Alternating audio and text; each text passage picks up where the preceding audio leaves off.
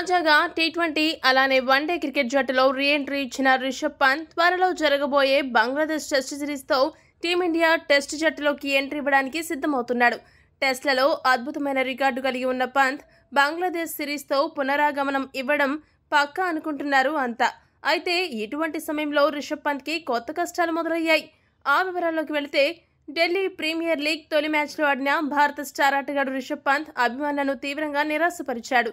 పురాణి ఢిల్లీ 6 జట్టుకు ప్రాతినిధ్యం వహించిన పంత్ 32 బంతుల్లో 35 పరుగులు మాత్రమే చేశాడు. పేసర్లను సమర్థవంతంగా ఎదుర్కొన్న పంత్ స్పిన్నర్లను ఎదుర్కోలేక కష్టపడ్డాడు. దీంతో ఒక్కసారిగా పంత్ పై నెట్టింటా విమర్శలు చెలరేగాయి. భారీ స్కోర్ చేస్తాడనుకున్న రిషబ్ పంత్ ఇలా స్పిన్ ఆడలేక ఇబ్బంది పడి దూకుడుగా పరుగులు చేయడంలో విఫలమయ్యాడు.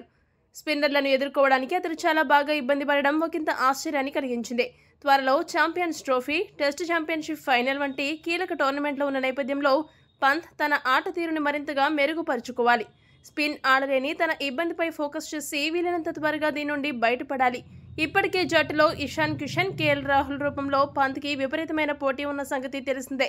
వారందరినీ అధిగమించి జట్టులో తన స్థానం సుస్థిరం చేసుకోవాలంటే పంత్ తన లోపాలను సరిచేసుకుని మెరుగైన ప్రదర్శనలు కనబరచాలి. లేదంటే పంత్కి జట్టులో స్థానం కష్టంగా మారినా ఆశ్చర్యపోనవసరం లేదు. ఈ వీడియో కనుక మీకు నచ్చినట్టయితే లైక్, షేర్, కామెంట్ చేయండి.